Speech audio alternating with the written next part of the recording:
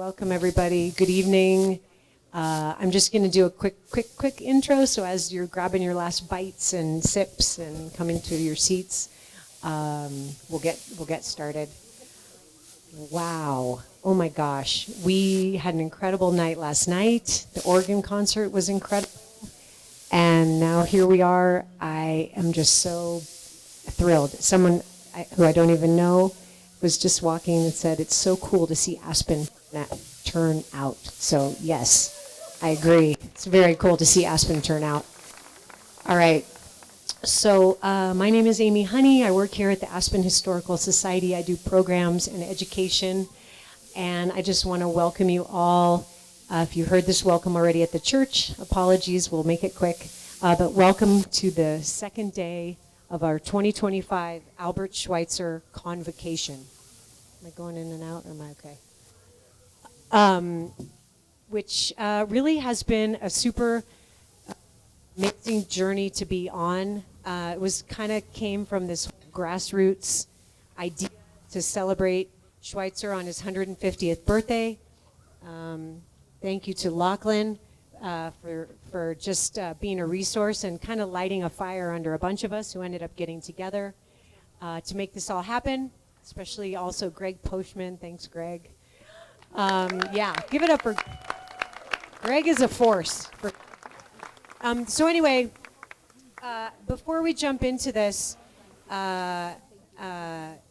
sort of deeper dive into history, so I won't talk about any history.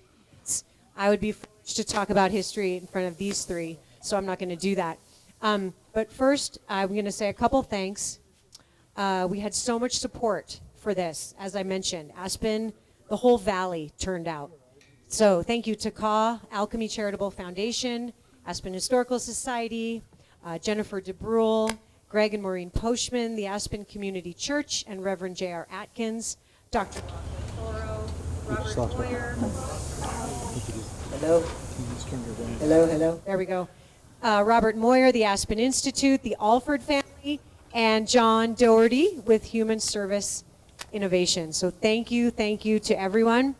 I'm going to turn it over momentarily to these three gentlemen, but before we do that, Bill Sterling is going to read for us the proclamation of Albert Schweitzer Day. And this is a big tip of the hat to Greg Postman for getting the city and the county to declare July 1st as Albert Schweitzer Day. So, yeah.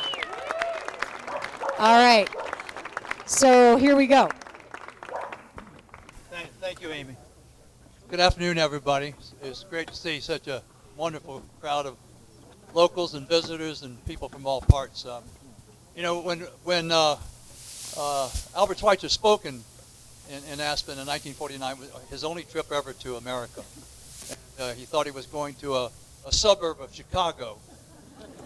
2.5 hours later on the train, they picked him up in Glenwood and brought him up here.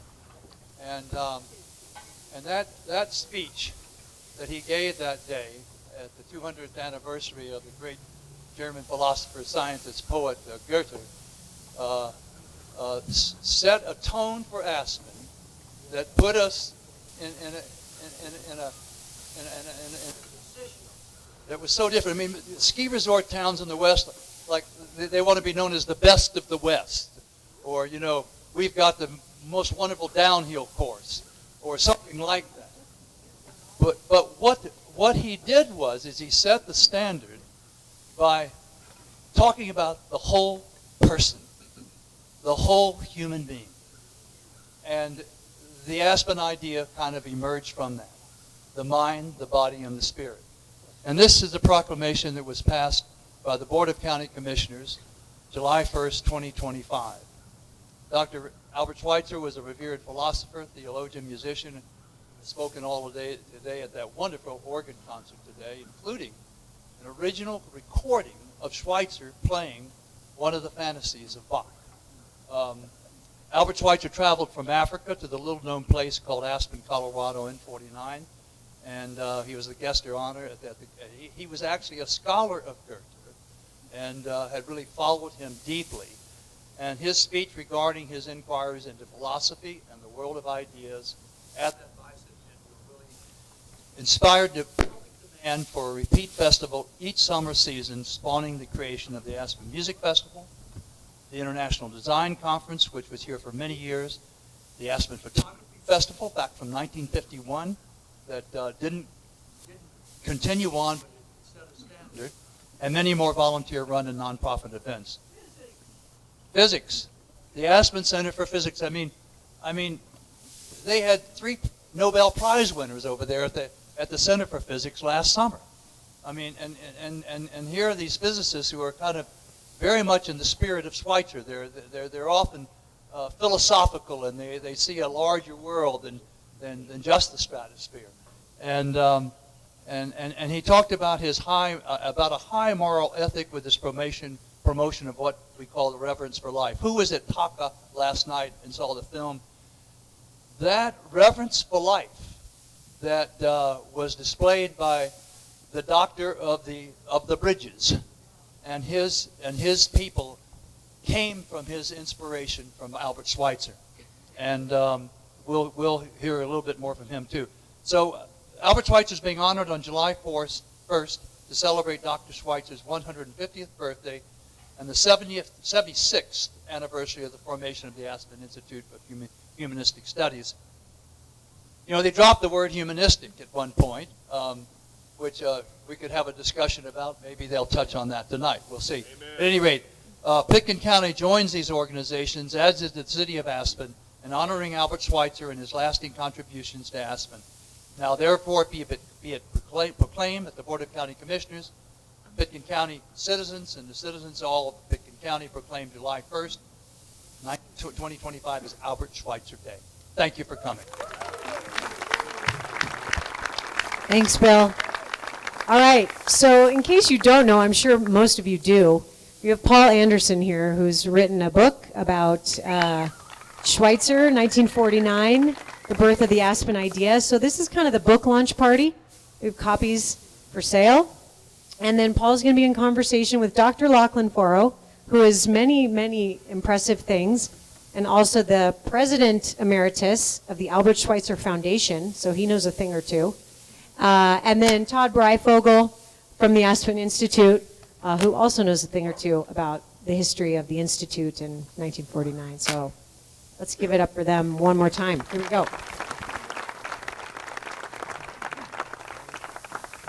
Thanks, Amy. Thanks, Greg. Thanks, all of you, for being here. It's really, really inspiring to see so many people wanting to nerd out on a beautiful afternoon to talk about humanism and its history, not only here in Aspen, but also across millennia and across wide geographies. We'll be in conversation with each other, but before we do that, do we need the microphone? Yes. Okay, we need the microphone. It's a little wonky, but I wanted to check. It's a real pleasure to be here with Paul Anderson celebrating, I think this is his 17th book, but we've sort of lost count. Most of you, if not all of you know him, and so I'll just say that one of the real gifts of working for the Aspen Institute over the last 20 years or so has been the friendships that being in dialogue produces, and the friendship with Paul is one of the dearest ones to emerge. And Lachlan is a new friend, partly out of our common interest of Schweitzer and this particular moment and this particular event. So we'll be happy to have a long and wide-ranging conversation. We'll probably do this for about 20 minutes, and then maybe we can get some questions from the audience. And we're each supposed to have a microphone, so I'll give you that, Lachlan. And Paul, I'll start with you. And we have not rehearsed this, so be warned. Do you happen to remember the first time you even heard of Albert Schweitzer? Yes, but let me just start with a gratitude to Dr. Welch for that wonderful organ recital. And coming from a musical family, my mother was a piano teacher and she knew Bach, and so I grew up in somewhat a classical household, and she used to say, "Paul, do you know why Bach had so many children?" I said, "No." Well, he couldn't find the stops on his organ. All right, now if that hits a bad chord, I'm sorry. Yeah, so I'll try to pipe down now. But We're going to key on this later. right. So the first time I heard about Albert Schweitzer, I came to Aspen the first time in 1966. I was 15 years old. I was a skier from the Midwest, and my eyes were opened to the big mountains. And going back to Wilmot or Alpine Valley was just not in the cards anymore. So Colorado was going to be in my future. I moved to Aspen in the fall of 1984 from Crested Butte, and coming here for a job at the Aspen Times, which was a tremendous watershed in my life. I inherited the cast-off beats of the senior reporters, and I inherited the whole cultural campus of Aspen. The Music Festival, the Center for Theoretical Physics, the International Design Conference, and the Aspen Institute. And it was literally immersing myself in the Aspen idea without really understanding what it was. Over the years, I gained an incredibly deep appreciation for the highest values that Aspen had. And Albert Schweitzer reflects those values. So for me, Albert Schweitzer became the avatar for all that Aspen should stand for. This book, which is really kind of the gospel according to Paul, if you will, I've wanted to write this book for 30 years and was looking for the right hook for it because I didn't want to just come out as a proselytizer for anything. But when Greg Poshman and Amy Honey and the whole group kicked off this event, and really it was Greg Anderson and Lachlan who really precipitated it. When that came to the fore, I realized here's my opportunity to write in a very succinct and concise way the highest values of Aspen. So this becomes Aspen's Bible in my view.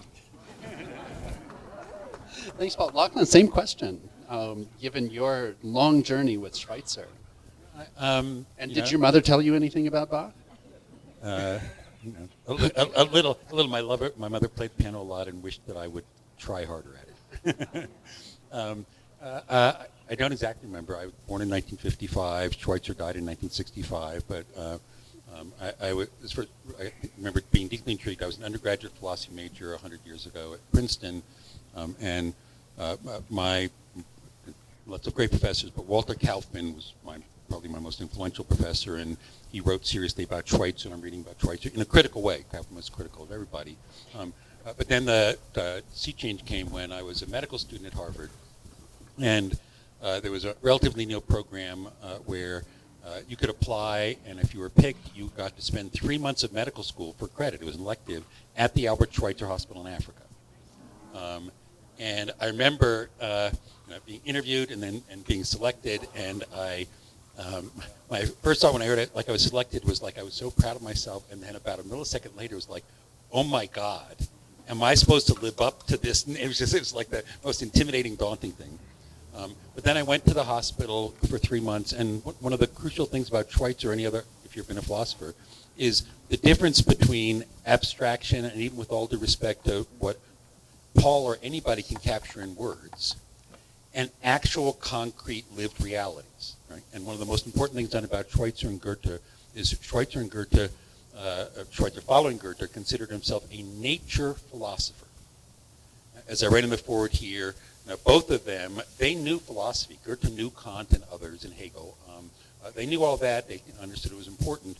But they thought the problem with almost all philosophers was they learn a little bit about the world. They go off and come up with this conceptual framework. And then they go and they try to impose that on the world as if the world's supposed to fit their ideas. Right? And Schweitzer and Goethe said, no, we need to start from what's real. That's nature. It's complicated. We try to have ideas, but then we always have to test them, including ideas about myself. And even Goethe, Schweitzer liked to quote saying, you want to find out who you really are? Try to do what you think is the kind of person, and you'll find out who you really are. right? So it's really concrete action. I will say those 3 months in Africa, seeing the hospital that Schweitzer had built out of nothing with the Africans, kept alive, learning about how he worked, talking to the Africans who knew him, I came away with a much, much deeper appreciation of like the real guy. And that was back in 1982, and then came back and I've been deeply involved ever since. On the board of the hospital for decades, became very, very close friends with Schweitzer's one child, his daughter Raina, and the more I learn about Schweitzer, the more fascinated I am. Although I will say, I should say this and I'll stop, is when this organization, the Albert Schweitzer Fellowship, founded in 1940 to support Dr. Schweitzer, they were the ones who actually hosted him during his entire U.S. trip. Emory Ross, the president, met him in New York, was here in Aspen, translated for him, went around. But by 1990, its 50th anniversary, it was mostly older people and it wasn't clear what kind of future. And I was one of the younger people invited to see, should we have a future or not? It was like, he'd been dead for 25 years. And I went around Boston, we thought we'd start in Boston, and I would start every conversation saying, what do you know about Albert Schweitzer? Almost nobody knew anything unless they were older than me. And I said, well, here's a little bit about him, but frankly, he's a prototypical dweeb, dead white European male. Right? I don't know if that's politically interesting because we wanted to care about young people. And said it's even worse than that. When he was famous, he was an old guy with this pith helmet and this white hair holding a cute black baby. I mean, give me a break. Right. So I just wanted to start off that way and then invited people to learn about Schweitzer. And when they actually learned about him, I was almost overwhelmed, and everyone from Yo-Yo Ma to students to other people got captivated. And we ended up said, we're going to hold an event in Boston, held at the Boston Public Library. See if anybody will come. Reverence for Life in Boston today. It was a gorgeous fall day. Head of the Charles Regatta. Anybody with a sense of reverence for life would have been outdoors.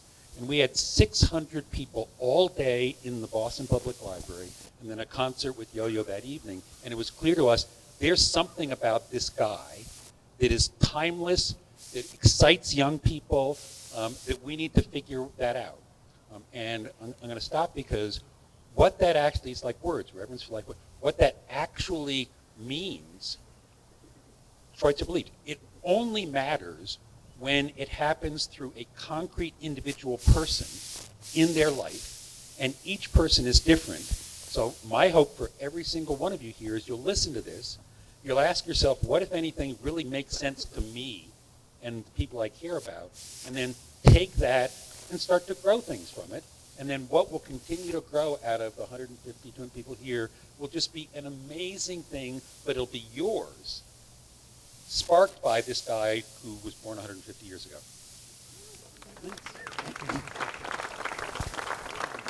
So a two-part question, and then we'll sort of be more in conversation.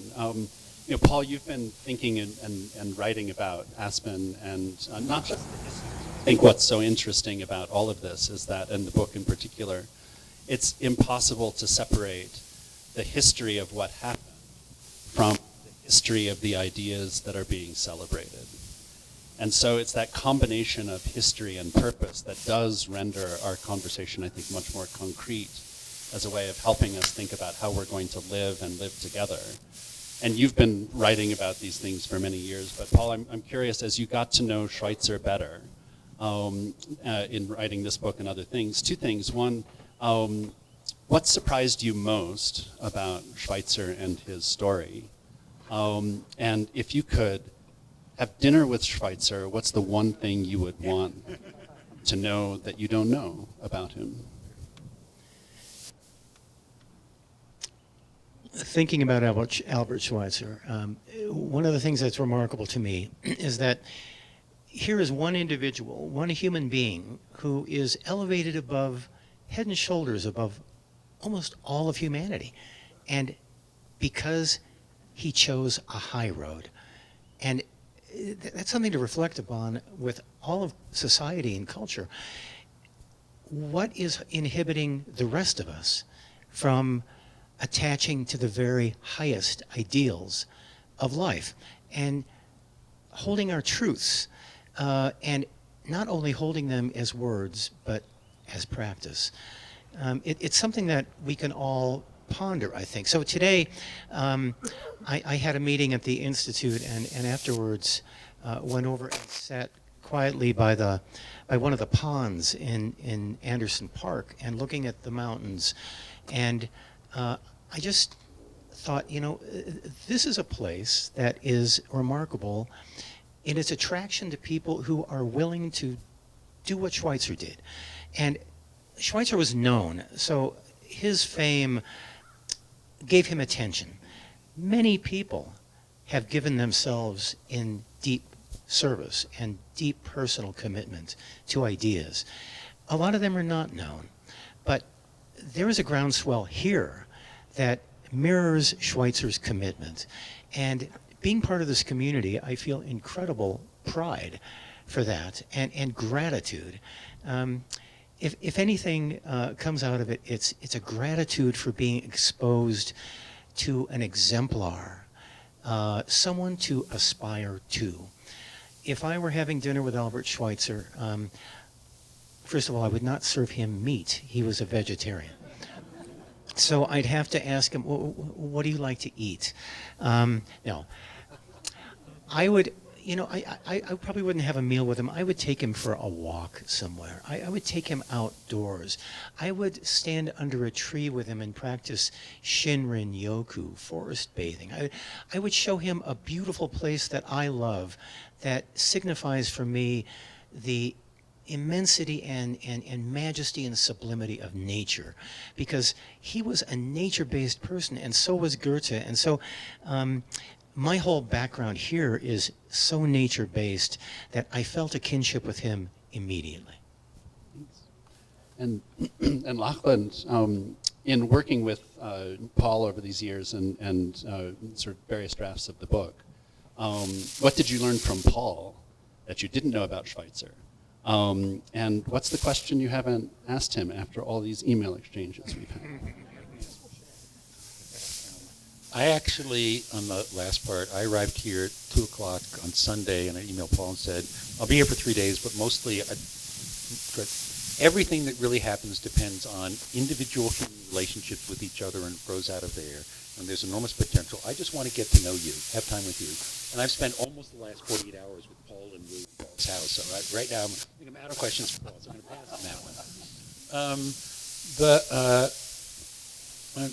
I guess what I'd say is, as someone who personally has found Schweitzer, and again, the more deeply I read, including philosophical readings and other things, but also, with Africans who really, really knew him, or his daughter and other people, as a human being, the more, and I'm not even sure inspired is exactly the right word, because one of the most important things I learned from his daughter, Raina, there was once a terrible film on German television, some expose about him, like in the 1990s, whatever, and I thought Raina would be upset, and Raina wasn't upset at all. He said, Lachlan, that's what people do. You've got these people, and people like to do things and tear them down, whatever. He said, those things don't bother me. What bothers me is the people who put my father up on a pedestal as if he's a saint, and then they want to stand next to him and say, oh, we're connected with Albert Schweitzer, and ask all these things, but they're not even interested in who he really was. My father struggled with all kinds of things, including himself. He had a temper, he had other things, he had to discipline himself. When he was a kid, he almost shot a slingshot to kill a bird. He was he was human, like every single one of us, and he struggled with all those things. If you don't understand him that way, and how from that, the ideals, Jesus, Goethe, Bach, whatever, that energized him to learn about himself and be honest about the things he wasn't proud of, help the other parts grow, like that humanity. And I will say, what I most learned from Paul, I worry about, I'm so inspired by this guy, but is he really relevant to other people, all that. And reading Paul's perspective over all this time in Aspen, and what Schweitzer was really like while he was here, how people experienced him, the humanity of that, the ways in which then Paul started writing this after I gave this talk at the Aspen Chapel last September, just saying, if Schweitzer is relevant to Aspen today, it's not him in Africa, it's reverence for life. He believed it's inside you. It's what he gets you, sparks you to do. That's all I really said. explain a little bit of Reverence for Life. And then after that, it was Amy, Greg, JR, all these people said, like, we got to do something. And that energy. So what I've learned most from Paul was more the reality of Schweitzer in 1949, what people really, really who'd met him took from him, the human exchanges. And then the people today that Paul writes about a bunch, the current president today, who are reflecting that, find something sparked in themselves that is coming more alive, that they're excited about. That's real. And I'll follow that a little bit, putting some of the humanism back in the Aspen Institute of Humanistic Studies.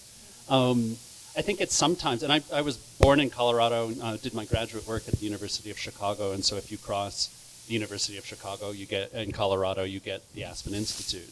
And so it's Schweitzer's humanism that has been so compelling to me, not only as a scholar of social and political thought, but also as sort of emerging as the historian of the Aspen Institute.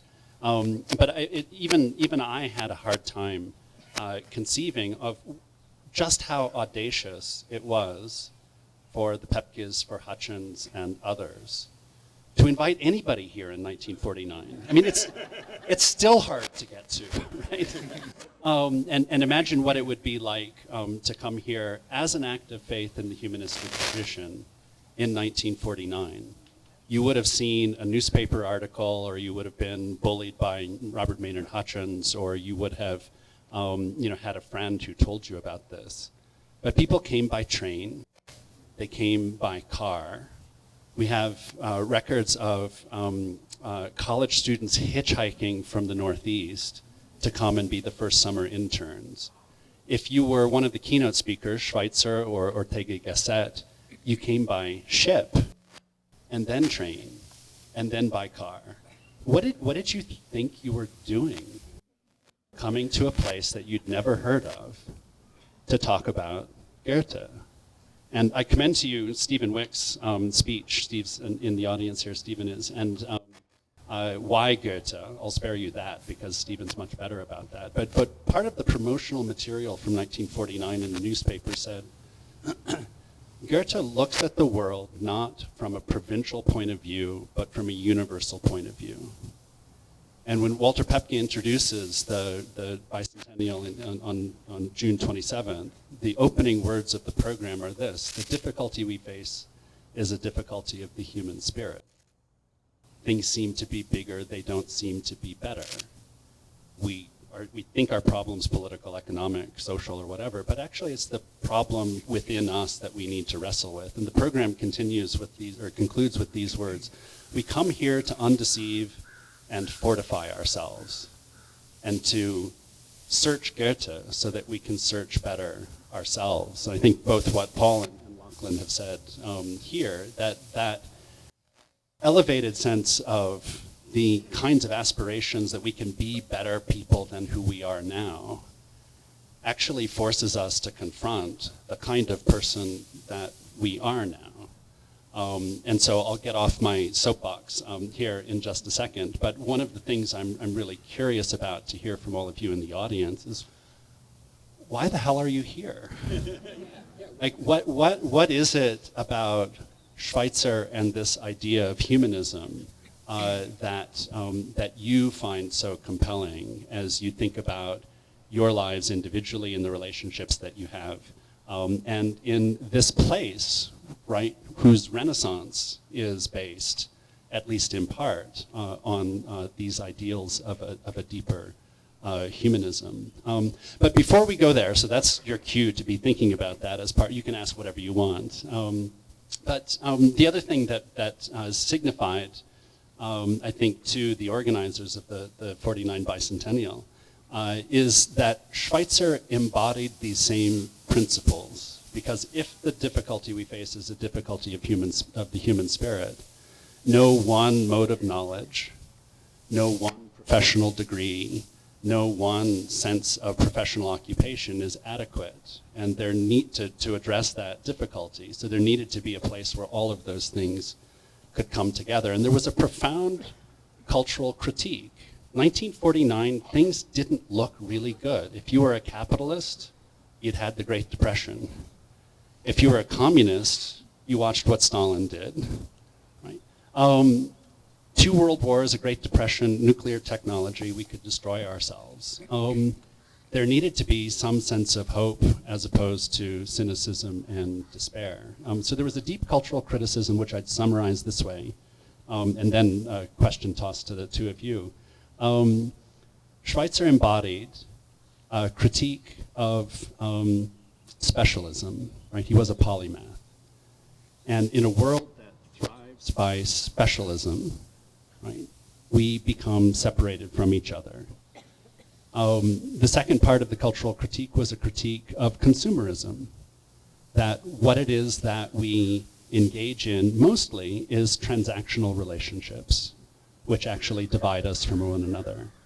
The third element was materialism, the sense that all that matters is what we can touch, rather than those relationships of awe and wonder and of love that actually make, as Elizabeth Pepke put it, life worth living. And the fourth was a kind of individualism, in which we're thrown back, as Tocqueville says, into the solitude of our own heart. And Schweitzer embodied all of the things that Goethe did as an antidote to that. And the result was a sense that life had been trivialized, which was a big theme for the second keynote speaker after Schweitzer, Ortega y Gasset. So the question is, if Schweitzer were to come back miraculously in 2025, what's the main criticism he'd level against our culture? Sorry, was I leading the witness? Not enough powder on the mountains. No.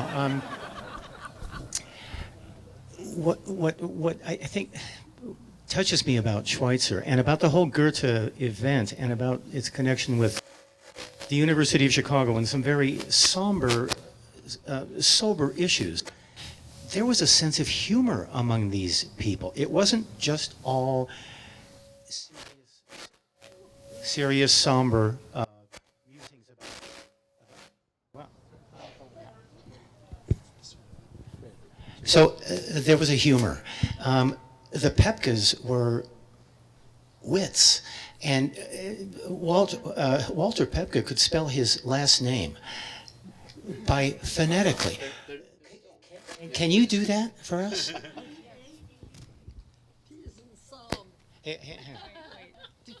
P is in Psalm, A is in Isle, E is in Eulogy, P is in Psalter, C is in Czar, K is in knee, E is in you.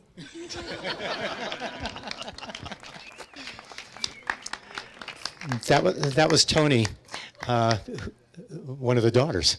So the Pepkes were wits, and Robert Maynard Hutchins, the University of Chicago chancellor, he eschewed the physical life. He eschewed athletics. And he used to say, I get my exercise being pallbearer for my athletic friends. And Schweitzer had this glint in his eye, and he was looking for humor. On the train coming out to Colorado, they got stalled because there was a rock slide, and so the train was stalled. And during that time, a woman came up to him and said, Dr. Einstein, I have your book on relativity. Would you sign it for me? Schweitzer, without batting an eye, he said, of course, madam. So he signed it in the flyleaf. He said, Dr. Albert Schweitzer for his friend Albert Einstein. And when he got here, there had been a flood in the Pepke's house. Elizabeth writes that she woke up that morning to a scream, and it was Walter Pepke upstairs in the bathroom naked with water flowing out of the bathtub. And she comes in, and she's in her dressing gown, and he says, don't just stand there, do something. She runs downstairs. Walter had delivered the Schweitzers to their accommodations at the house the night before and instructed them at 8 o'clock in the morning we'll have breakfast. Elizabeth ends up at the front door with a mop and a pail and her night clothes, just as the clock strikes 8 and the door opens, and there's Albert Schweitzer standing there, and his wife, and Elizabeth, in her droll sense of humor, which is beautiful, she says, and there's the great man, and there's his wife looking like a pale moth, and Dr. Schweitzer looks at it, and she says, I'm helping my husband. There's water pouring. He says, he turns to his wife and says, Mrs. Schweitzer, we're just in time for the second flood. They were looking for humor because I think the ages were so dark that they had to find a light.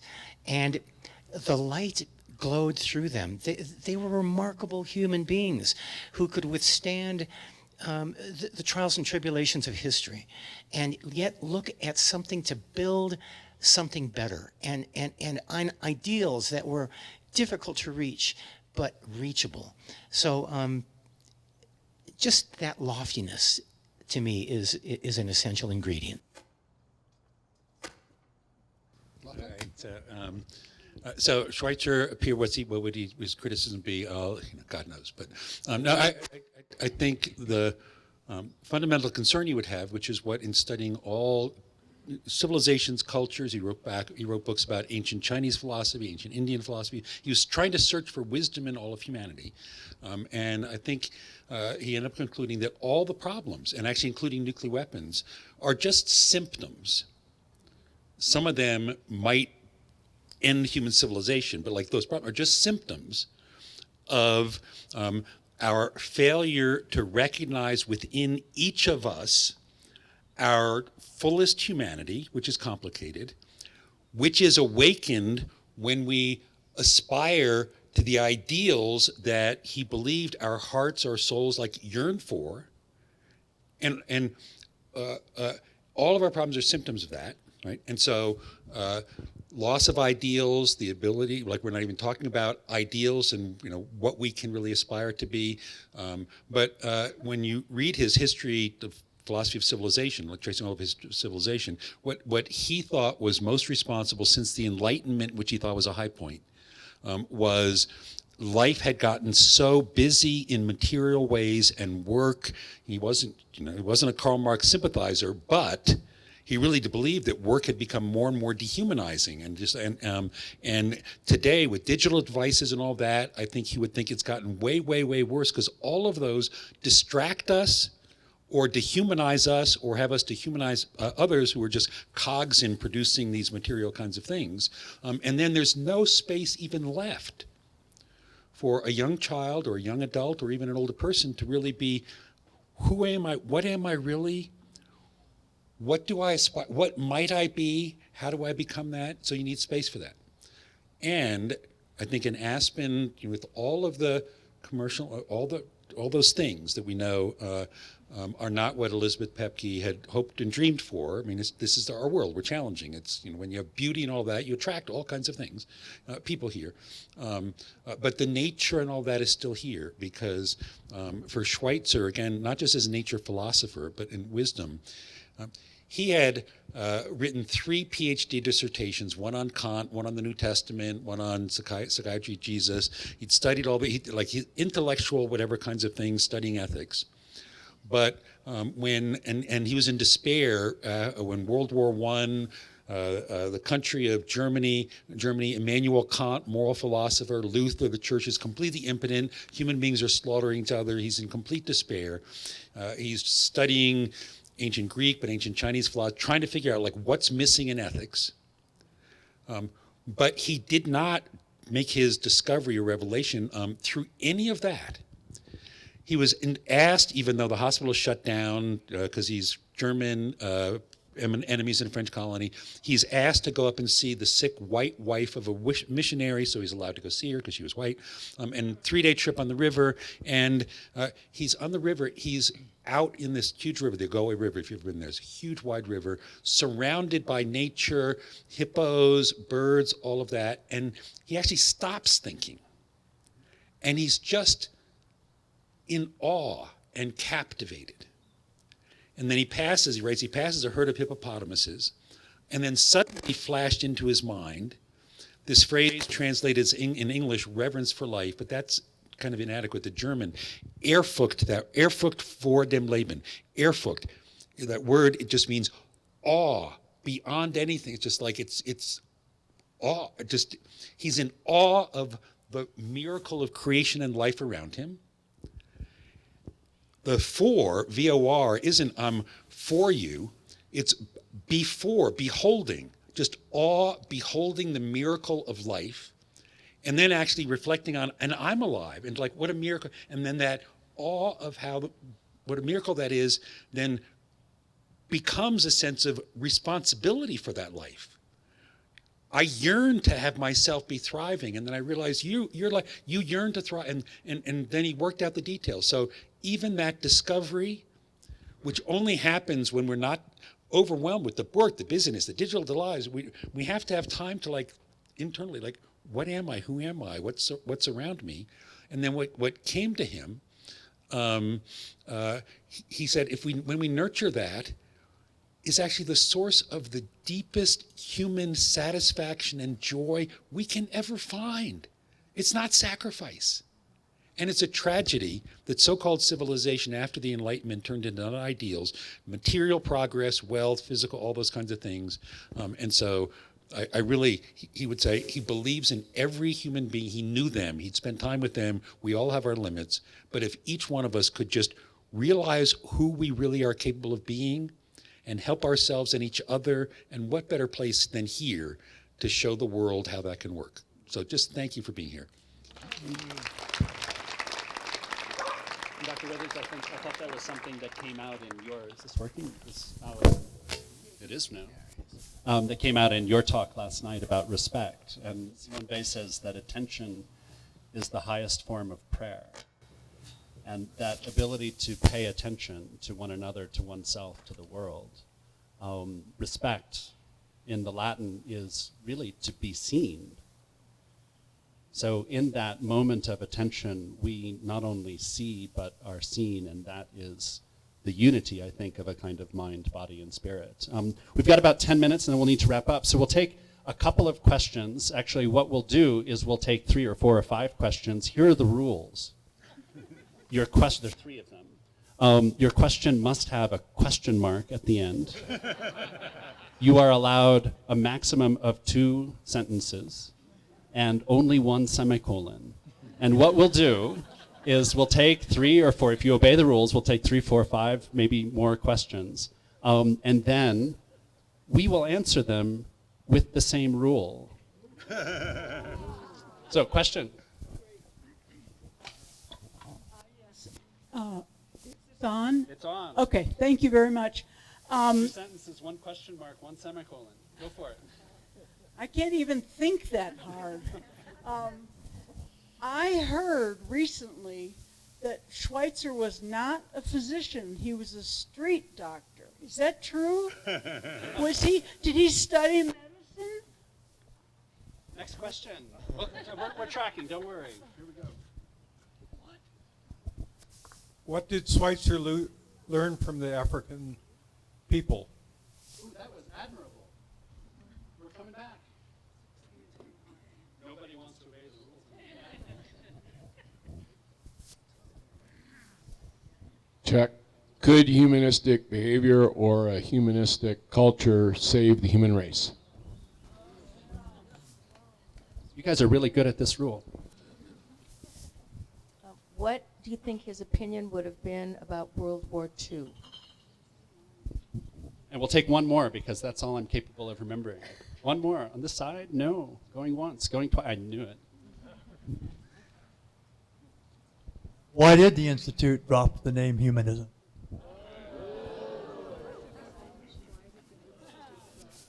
All right. We 3 are not going to answer all of those questions. Take the one that stood out to you and go for it. 2 sentences, 1 semicolon. Studying medicine, at the age of 30, he entered medical school, spent 8 years training in medicine in medical school, and then clinical training before he went to Africa. He was a very highly trained doctor. Where did he do his medical school? University of Strasbourg. What did he learn from the African? What did he learn from the African people? I'll take you could say infinite things, but his daughter Raina once asked him, his father, you gave so much to the Africans, but what did you get from them? And he said, nowhere except in Africa could I have discovered reverence for life.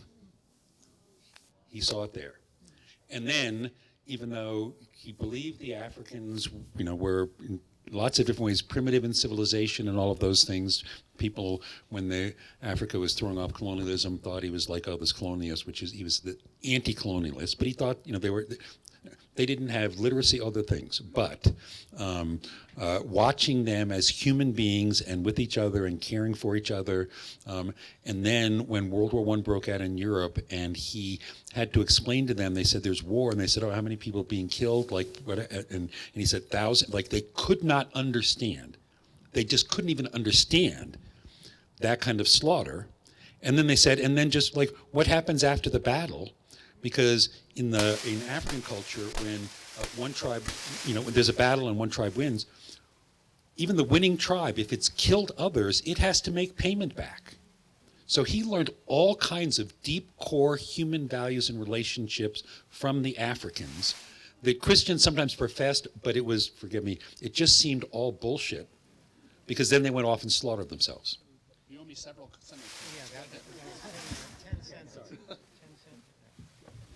That was 10 sentences. Can humanism save the world? It has to start somewhere. But one of the things that Schweitzer recognized, that all ethics hitherto had been about man, had been about human beings. It had to be extended to the natural world. It had to be extended to all of life. And that's what his revelation was on the river. One sentence, the Einstein-Russell Manifesto about nuclear weapons in the 1950s, that Schweitzer was with them, one of the main people. The ultimate line, appealing to the world leaders, was, remember your humanity, forget the rest. So I think they would say the only hope for the world is remember our humanity, common humanity, forget the rest. That's the only hope. And that's not a bad definition of humanism. There's much more to say. I'm going to give myself 2 semicolons. I don't know exactly, because the decision was made behind closed doors in 1989 to drop the humanistic studies. My suspicion is that the culture wars of the 1980s had made the phrase humanism, especially secular humanism, a lightning rod that was running counter to the Aspen Institute's desire to bring as many people into conversation with one another as they could. I do know for a fact that in 1981, Jerry Falwell, in a fundraising letter, accused the Aspen Institute of being the bastion of atheistic humanism in the United States. And that generated at least an internal memo saying from the very beginning, the humanistic tradition has held that nothing human is alien, and that the philosophical and theological inquiry to our humanity is a central concern to the Institute as an act of faith in the humanistic tradition, which is both affirmative of our humanity and critical of our humanity, which is to say, the wonderful thing about humanism is that it's the anti-ism. So I actually really like the phrase humanistic studies because it's adjectival and it recognizes that this activity of undeceiving and fortifying ourselves is a constant conversation with ourselves, with each other, and with the world around us, embodied in the things that Paul and Lachlan have said. I owe you 10 semicolons now. A couple closing thoughts, if you wanted to leave. I've given you my parting thoughts. Lachlan, Paul, a word or two as we wrap up and pass things back to Amy. So I was thinking, what do we do? How do we respond to all this? My suggestion is, take this book and go to a quiet place and read some of the quotes from Albert Schweitzer, and just pause and ponder and think about it. The other thing I think we can do to really restore Schweitzer's image here is all of us grow big bushy mustaches. And I think women can do that too. There are treatments.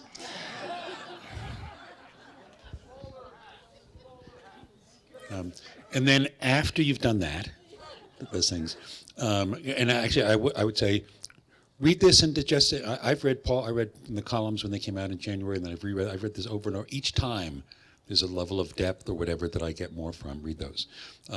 If you are interested in more, Amy here has had from me a large stack of Schweitzer's autobiography, Out of My Life and Thought, which are over there for sale, that I had written a foreword for. It says 60th anniversary. That was actually for the 60th anniversary here in Aspen. That's why it was there. But what I'll say is think about what this means for you and your lives. And I'm just here, and I'm actually going to be back in September. Greg Anderson invited me to talk again in Aspen Chapel, but I'll come out for several days and want to just talk and listen with you. As I've said to Amy, the soil here is incredibly rich. The seeds and seedlings are here, but if I can plant a few that you think are needed or nurture or connect you, if I can help in any way, including when I'm back in September, anybody wants to get and talk about things or hear what other people have done carrying this on, please do tell people. The most satisfying thing in the world, Schweitzer believed, is being helpful to someone and then you know that you mattered. So since I yearn to be helpful to you, if you deprive me of that opportunity, you're being very selfish. So when I'm here in September, I look forward to spending time with some of you. One more thing. I wrote this series for Aspen Journalism. Which is a wonderful long-range investigative news source. It's philanthropic, it's nonprofit, and this allowed me to make the book. So gratitude to Aspen Journalism. And as Amy comes up, I'm going to give the last word to Albert Schweitzer himself. When he was here in Aspen, he spent a good bit of time, first once in German, once in French, talking about many of the scholarly aspects of Goethe. But this one line, I think, is so arresting. He says, "Kindness is the highest expression of the spirit in man." Thank you, all three of you. All right, now Greg Poshman's going to come on up and do a little introduction of our next speaker, our keynote speaker. In the spirit of Dr. Schweitzer, we're going to hear from Dr. Jim Withers, but I'm going to let Greg do that introduction. And thanks again, everyone, for being here.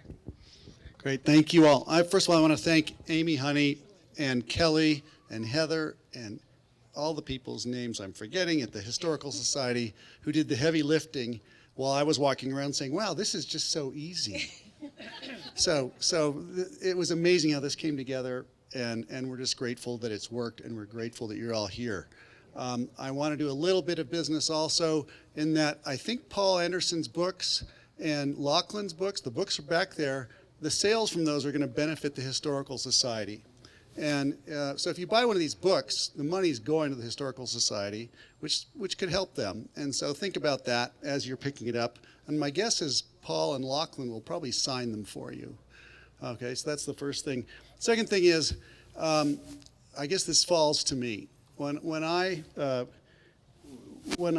started researching, trying to bring Dr. Jim Withers here, I called him and said, listen, I really want you to come out to Aspen and speak as a humanist, a modern contemporary humanist. And he agreed immediately. He said he'd do it for, we never even discussed money. It was just a given that he would just come out and do this. This isn't a guy who asked for money. And so then I realized eventually that it falls on me. And I just want to say, I want to share that when Albert Schweitzer came, he negotiated a fee of $6,000 in 1949, which is about the equivalent of $86,000 today, to speak. And that money went to his hospital in Lambaréné in Africa, and it kept him going. And so with that in mind, I'd love you to listen to what's going to come next. And I promise you a fantastic experience. But I also want you to think, wait a minute, maybe we should try to make it right and do what they did for Albert here. And that's the only comparison I'm going to make with Dr. Withers. He's blushing right now. So I wanted to have Kendall. Kendall, are you here? Kendall in the back, green, that beautiful green jacket. Kendall is the executive director of the Street Medicine Institute. She can help you if you're trying to figure out how you could help. And that's as far as we're going to go. That's the fundraising pitch, and I apologize, but it's necessary. Okay, so I had a career. Well, I'm going to give you another really short bit here. My grandmother came to the Goethe Bicentennial in 1949. She was Swiss. She was a psychologist and a professor at DU. And when she heard Schweitzer was coming, she came up and came to the convocation and met him and perhaps did some translation and went away just in awe, thrilled. And so when my parents, who were skiers and climbers, ski bums, said they wanted to live in a ski resort, she said, well, there's only one place I would give you my blessing, and that would be Aspen, because it's the only place with a future. In 1949, she was right.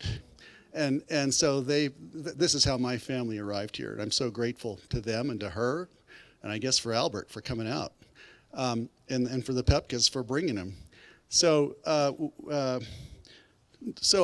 had a career very briefly as not briefly, but I want to segue to, I wanted to be an expedition filmmaker, and I aspired to work on expeditions, and I managed to have a measure of success. One day I got a call from a filmmaker who said, I want you to go on an expedition. I thought, great, where are we going? Some exotic place. And they said, well, we're going to go to Pittsburgh, and we're going to go into the deepest, darkest corners in the alleys and the parks and under the bridges to follow this doctor around who does house calls to the homeless. And so that's when my relationship with Jim Withers started 19 years ago. And we made a film. It won some awards. He was here once before, many, many years ago. And thankfully he's come back. But things have changed. Since we made that film, when it was one guy and his small crew walking around the streets of Pittsburgh, I think it's turned into a global movement. He's going to tell you about this. And I'm going to pull it out of him because he's a very modest sort of guy. So I'm hoping he lays it on thick for us tonight. The last thing I'm going to say is, in the vein, switching back to fundraising, remember Kendall in that beautiful green shirt she has on back there. This afternoon we received an anonymous challenge grant of $25,000 toward Albert Schweitzer's celebration and the Street Medicine Institute. And so they said that they would match up to $25,000. So I just wanted to tell you all that and see what happens. Thank you very much. It's my great pleasure to introduce Dr. Jim Withers. He's going to show you some pictures, and he's going to give us a series of stories which I think you'll find fascinating. Thank you very much.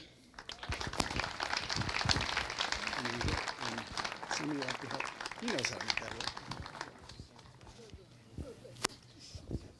Vielen Dank für diese Zeit in den Namen Herr Dr. Schweitzer. That's my high school German.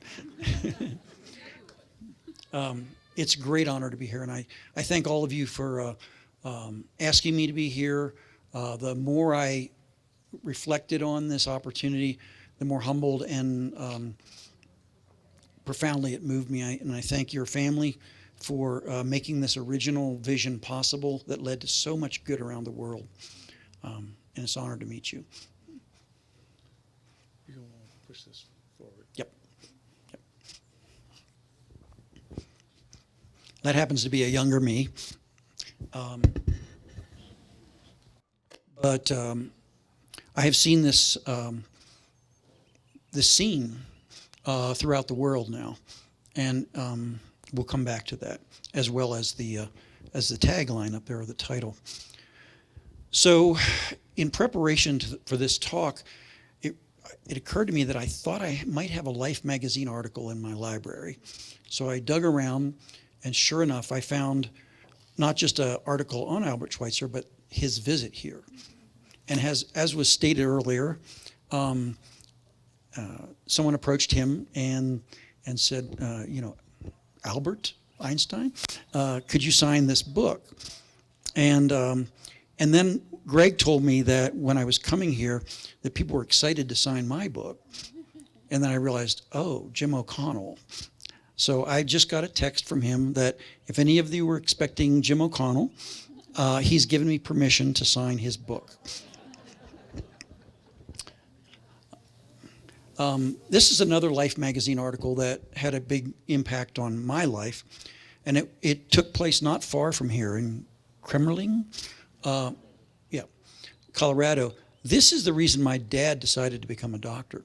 He saw this Life magazine article, and the images of Dr. Cipriani, I think it was, Siriani, so moved him by how this man was going on horseback, visiting, delivering babies, that my dad decided that he needed to become a physician in that vein. And he very much was, as was my mother. I made house calls with my dad in rural Pennsylvania. So I do have rural roots. I learned to parallel park with my mom, doing Meals on Wheels. And so service was very much ingrained in our family. And later, this is not my dad, but we went and we worked medically. We were teenagers. We worked in Nicaragua. We worked in Guatemala. We worked in St. Lucia. But this is the first trip, and that's little me off to the right there. And this is, as I recall, Dr. Berkheimer. And I remember distinctly at that moment hearing my dad speak to this doctor about Albert Schweitzer. And they were so moved by that example, and they shared that. And I'm probably thinking about that right there. And so there was a connection at that moment. I was inspired to become a physician in that legacy. And in my medical school days, I worked in India. And I was profoundly moved by the other realities that I was encountering, particularly folks that were suffering from leprosy. And I know Albert Schweitzer was also deeply moved, as were many other people, by the human gap between those who have been stigmatized and suffered. And there's probably no better sort of example of how we otherize people. I remember when we would make rounds, my favorite rounds were when we got to the leprosy ward, because they give you the best hugs. And I would say, if you've never been hugged by someone with advanced leprosy, I would highly recommend it. Maybe wear a mask. But I remember feeling all that gratitude, and I was feeling good about it. But then I realized no one should feel grateful for just being treated like a human or being touched. And so that and other experiences in India affected me. Later, after my training, University of Pittsburgh, then I went on to training at Mercy Hospital there, and I was a chief resident. And I graduated. I became an attending in the hospital, and I loved it because it was I was from the country, but it was a relatively urban area, and there were so many people so different from me, and their social issues, particularly African Americans I had very little experience with, were so compelling to me. Not just as a doctor, but as a human.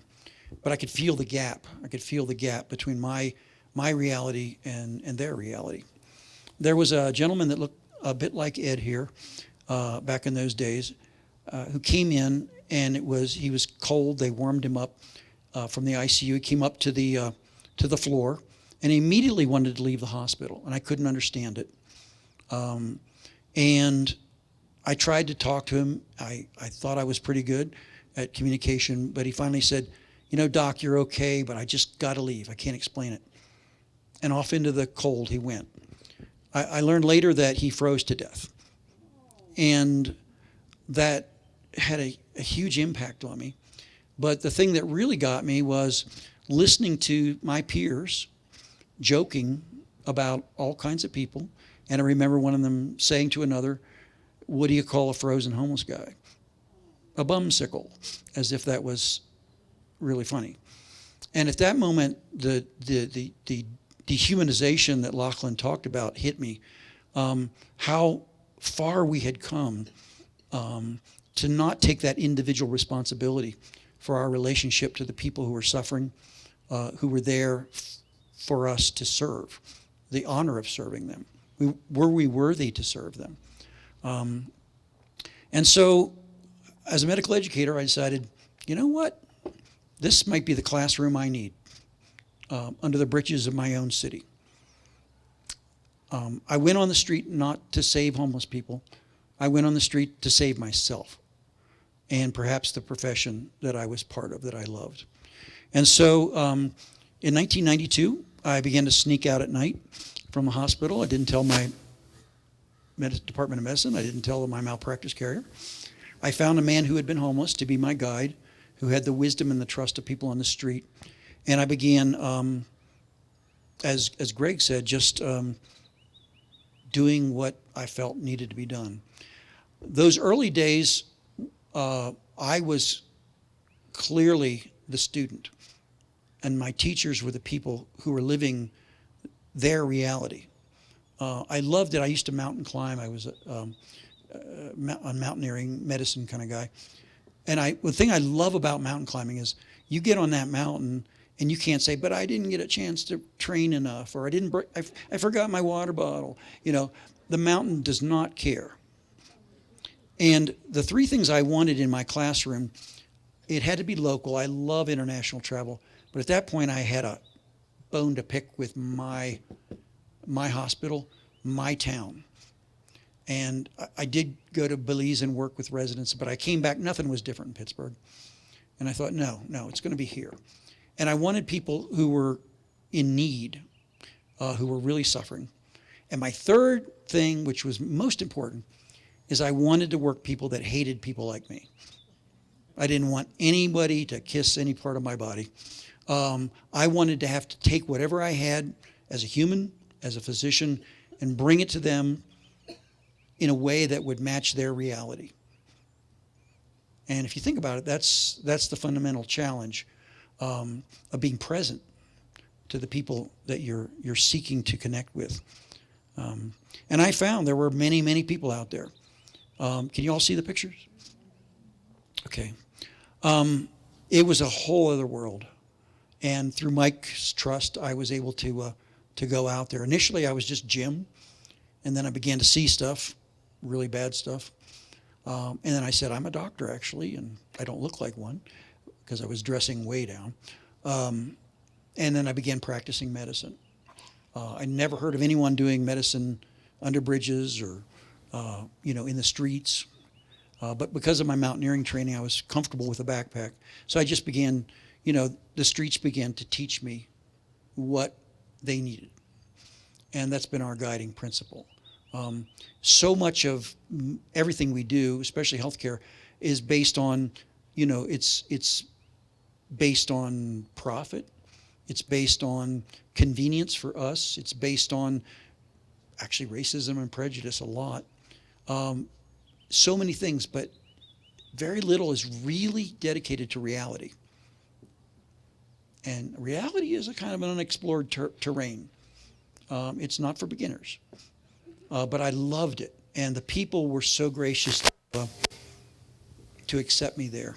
I remember being down by the riverbank, and I was taking care of one guy, and across the fire there, another guy just began to sob.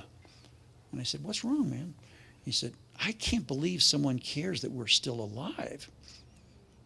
And then I got hugs, every bit as grateful as any of my patients in India. And I knew that I didn't know how to solve any of this. I couldn't fix it all, but I couldn't turn my back. I was stuck. And that's a very sacred place to be, and a very troubling place to be. And you have to, I think a lot of people run the other way at that moment. But the humanity that people were showing to me, I couldn't turn my back on them. And I learned that everybody had a story, and story is everything. As the great doctor William Osler said, he said, it's more important to know what person the disease has than to know what disease the person has. And so there's wisdom in that. And I began to enter into stories and hear stories, things that I never would have imagined, things that humbled me and made me respect the resilience of people who were getting up every day and not giving up. This picture of Tracy I love because this little child, in a very Schweitzer-y way, has her eyes open fully in her heart, and she's seeing Tracy. She doesn't know what to do, but she cares. And all the other grown-ups there, the adults, don't see Tracy anymore. And so that's what I tell my students, is that this is how we have to start fresh, with fresh eyes and hearts, and see people. The other thing I found, and this is thanks to MC Escher, is that as I became part of the street, whatever that was, I didn't know what a street doctor was. It was an existential question I had to begin to answer. I began to see back into my health system, and I saw that it isn't very pretty. We have faces that are not welcoming and loving and understanding. They're judgmental. They're shame based. Mr. Rogers, someone that I knew, another Pittsburgher, said, I love you just the way you are. And ironically, when you accept a person, you respect them where they are and listen, really listen, then that opens up the pathway to not just their healing, but your own healing. There's no greater teacher than George. I have many, many George stories, but I don't want to go down too many rabbit holes. I just want to say that the thing that maybe have been my moment with the hippos was when I began to get confused about who was who. And with George, the gap was great. And he challenged me. He was in my face. What did I know? What was my agenda? And he really forced me to just not have an agenda for him, but to respect him as he was. And in the end, he called me brother, and I don't know, and hugged me and loved me, and I don't, for that I'm eternally grateful. But there's almost a I-thou moment, Martin Buber, I guess it was, where you seem to not, you lose track of the othering of each other, and you sense a unity with the person in front of you.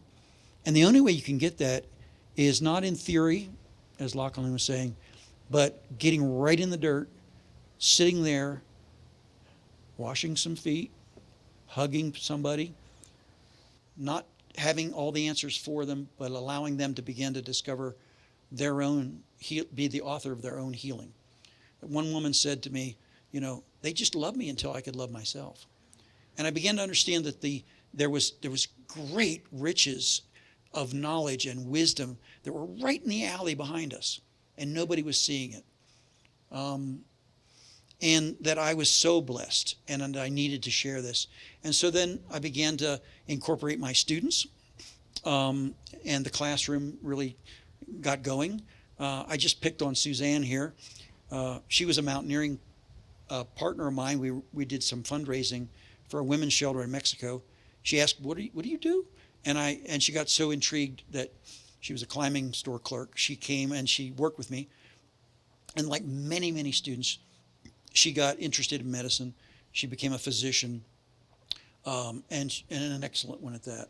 Many of the students that we have, far smarter than me, have gone on to inspire others to create their own programs, departments of street psychiatry, if you can imagine it. There's over 80 medical schools now that have street medicine, which was just a dream, that this could happen. I love the students because they're like these little viruses.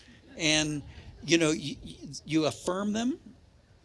You maybe give them a few pointers about the way you're doing things, but just say you're not crazy for caring. They need that. It's like a booster shot for the original vaccination series. And with that assurance, they can go on and they can do incredible things. The street medicine movement, and I'll try to give time for questions here. For me, it began, I knew nobody else doing this work. I began to get volunteer nurses first because they always get it. and we paired each one with a formerly homeless person, and we were doing this practice of medicine, one bridge to the next, as I said.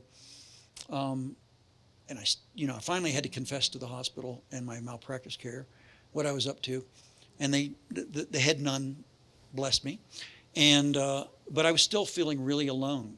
And there's something about, and one of my former Schweitzer students, who's a doctor now, said, you can be hated by proxy. Working with those people, you take a little bit of the hatred and the stigma that they have, nothing like they bear every day, but it's a stigma that you have to get used to and actually take pride in bearing that with them. So I ended up in India for other reasons, and someone said, you should go up to Calcutta. There's a doc up there who's on the streets. He's been there since 1979, and you should go visit him. So I made my way up to Calcutta. I got to talk to Mother Teresa briefly, which was she tried to recruit me. And I said, no, I've got somebody else to talk to, thanks. And I met Jack, who's really the grandfather of street medicine. He was a little surprised at my visit, but I felt I wasn't alone. This is something I felt was so important. It was like not having a fire department. Every city that had people on the street should have this. It just made so much sense. And here he was doing it, and he'd been doing it, and it was in a different place with different.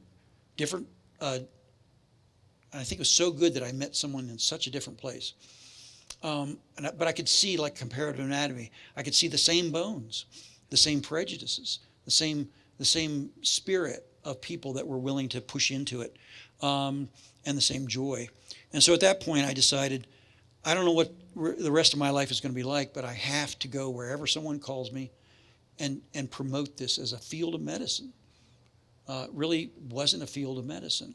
So I've sat on the floor with Brownie Scouts. I've sat with people in the garbage dumps of Manila and all over the world and shared the vision, which is fundamentally the spirit of Albert Schweitzer. And sure enough, people began to ask me to help them start programs. So I travel a lot. This is Columbus, Ohio, where Jacko Hanley started a program. This is in Prague, where Andrea, God bless her, took my little manual and translated it into Czech. And so it became a Prague field of medicine. And then eventually, many miles later, this is just not full, but this is a sense of how many street medicine programs there are around the world.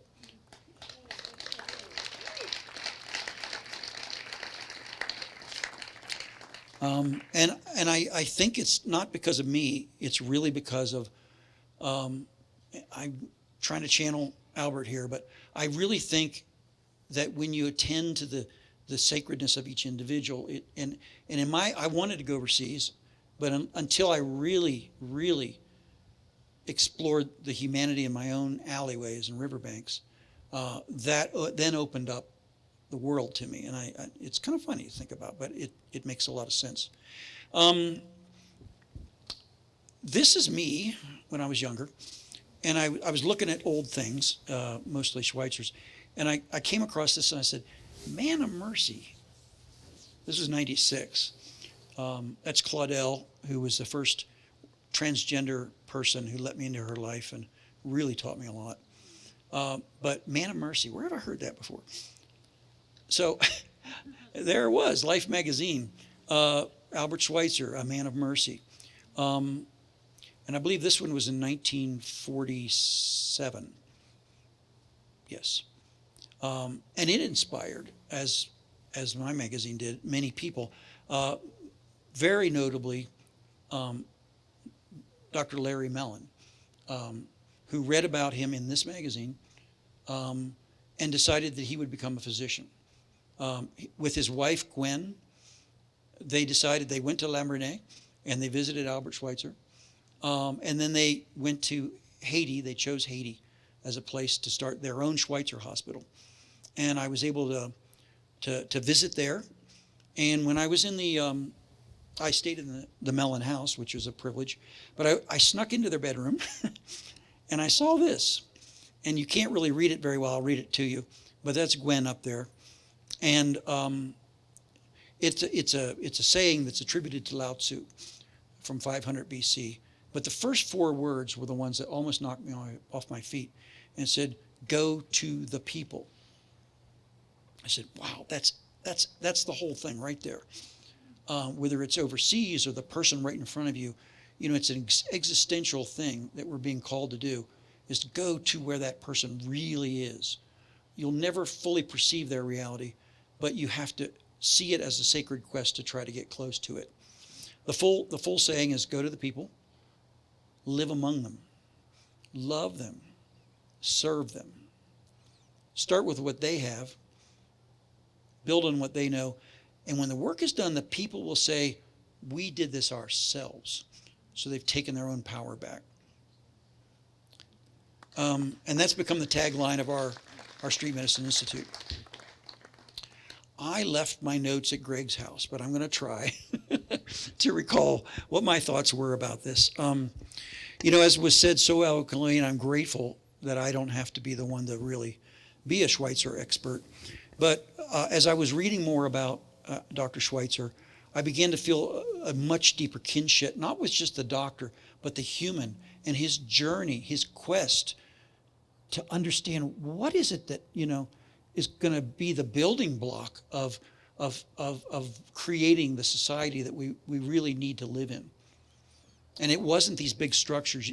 Making a bad structure more efficient is not necessarily a good thing to do. You have to take responsibility to look deeply at the sacredness of others and your relationship to that sacred. And when you see that and you take that on, then it becomes more clear. You begin to get the vision of how things need to be at least approached.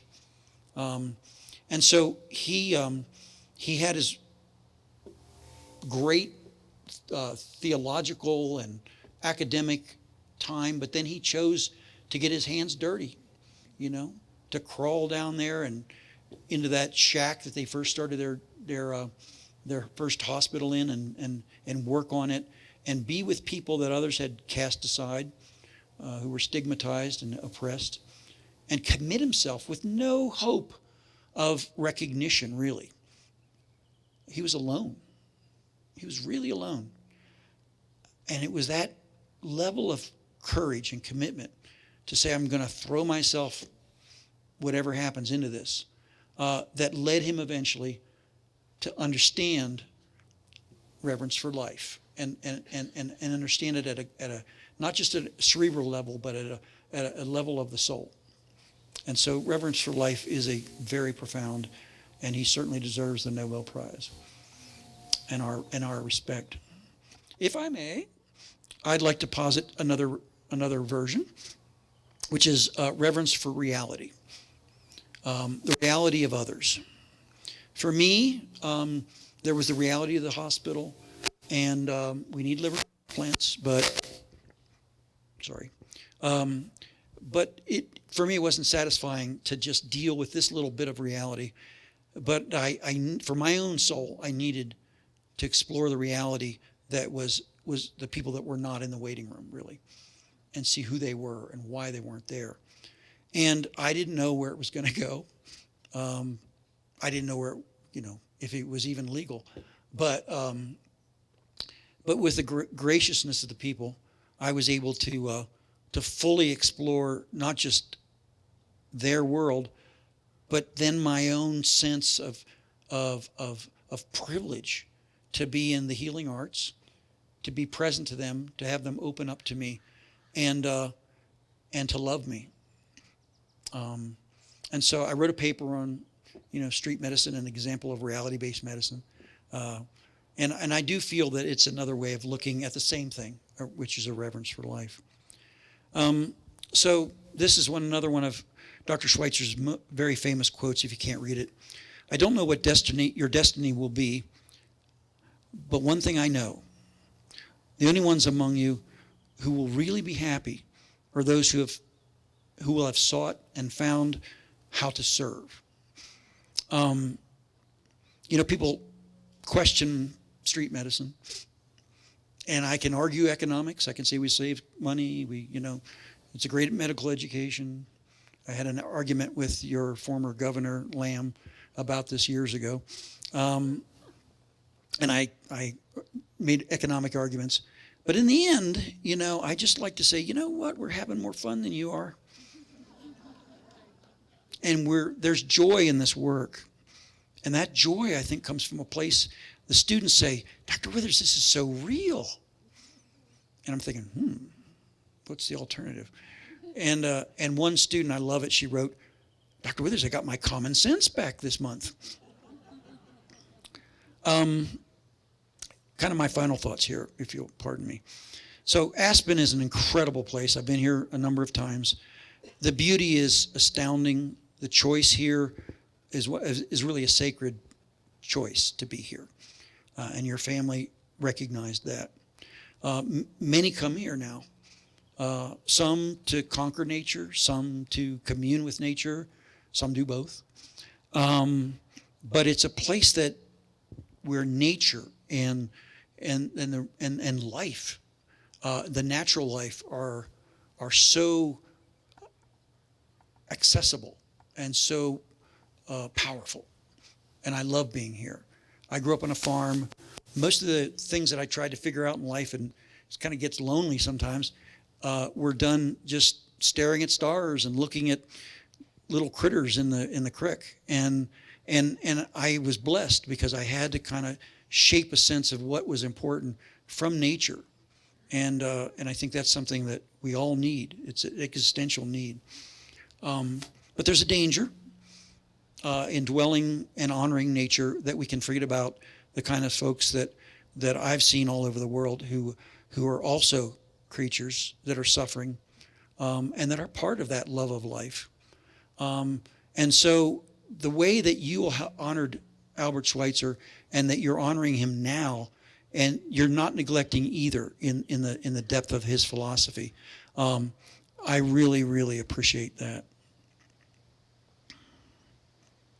I wrote a lot of stuff here. Well, Albert Schweitzer was in a time of great turmoil and reflection on the fate of mankind and the basis of, do we even have hope? Do we care about each other? And so his vision, reflecting Goethe's, was very powerful and needed for the time. And I feel like now is just as critical. We're really facing some serious issues that are in front of us. And I also feel that by honoring the basic humanistic values that he taught, that we can find a way through this. And if we have his humility and the respect for our fellow men and our world, that we are going to be able to build that reality that will serve us all. So I hope I've in some way honored the legacy of Dr. Schweitzer, the vision that I have here.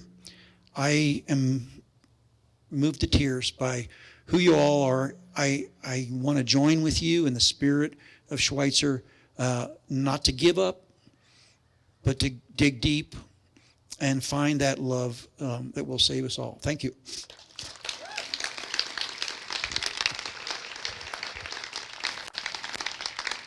I'm supposed to put this up. Yes, exactly. Put that up. Thank you. All right, everybody, that is our presentation for today. Thank you all for being here and supporting, and I hope you have a wonderful evening.